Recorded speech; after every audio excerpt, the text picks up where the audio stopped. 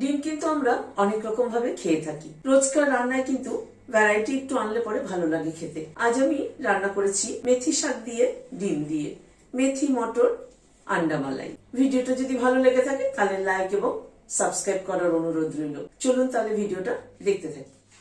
4টে ডিম সেদ্ধ করে নিয়েছি। ডিমগুলোকে হাফ করে নিলাম। একটা বাটিতে 2 চামচ বেসন নিয়েছি। নুন দিয়ে দিলাম, হলুদ দিয়ে দিলাম। অল্প অল্প জল দিয়ে বেসনের একটা ব্যাটার তৈরি করে নিচ্ছি।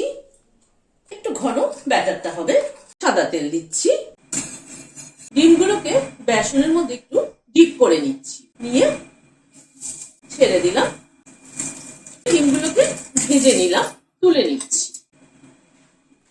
একটা মশলা তৈরি করে নেওয়ার জন্য গ্রাইন্ডিং জার নিলাম। এখানে একটা পেঁয়াজ কেটে নিয়েছি, পেঁয়াজটা দিয়ে দিলাম। 6-7টা কাজু বাদাম দিয়ে দিলাম। 2টো কাঁচা লঙ্কা ভেঙে দিয়ে দিলাম। 2 চামচ দই দিয়ে দিলাম। এটার একটা পেস্ট তৈরি করে নিচ্ছি। হোয়াইট অয়েল দিচ্ছি। একটা দারচিনি টুকরো ফোড়নে দিলাম। 2টো এলাচ দিলাম। 2টো লবঙ্গ দিলাম। একটা তেজপাতা ছিঁড়ে দিয়ে দিলাম। অল্প একটু সাদা জিরে দিলাম।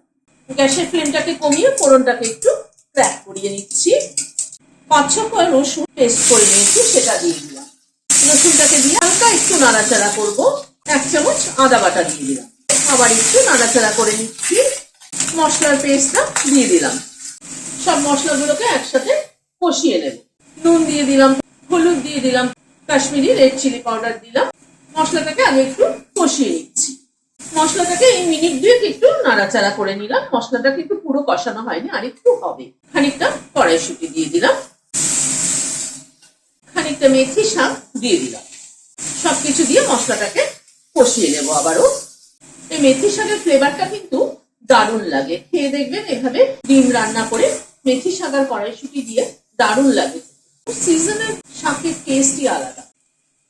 গ্যাসের ফ্লেমটাকে মিডিয়ামে রেখে মশলাটাকে প্রায় মিনিট 3-4 সময় ধরে কষিয়ে নিলাম। গরম জল দিয়ে দিচ্ছি। ঝোলটাকে একটু ফুটে ওঠা অব্দি অপেক্ষা করব। গ্যাসের ফ্লেমটাকে বাড়িয়ে দিলাম। মিনিট 2 মতো ঝোলটা ফুটে উঠলো। এবার ডিমগুলো দিয়ে দিলাম। ডিমগুলোকে একটু হালকা একটু ফুটিয়ে নেব ঝোলের সাথে। সামান্য পরিমাণে একটু চিনি দিয়ে দিলাম। এখানে ফ্রেশ ক্রিম 2 চামচ আছে, ফ্রেশ ক্রিম দিয়ে দিলাম। মিশিয়ে দিচ্ছি। একটা কাঁচা লঙ্কাকে ভেঙে দিলাম ফ্লেভারের জন্য। গ্যাসের ফ্লেমটাকে বন্ধ করে দিয়ে ঢেকে দিচ্ছি স্ট্যান্ডিং টাইম 5 মিনিট। এটা যেমন ভাত দিয়ে খাওয়া যায়, তেমনি কিন্তু পোলাও ফ্রাইড রাইস দিয়েও খাওয়া যায়, আবার রুটি পরোটা দিয়েও কিন্তু খাওয়া যাবে। ভীষণ ভালো রেসিপি একটা, আপনারা করে দেখবেন।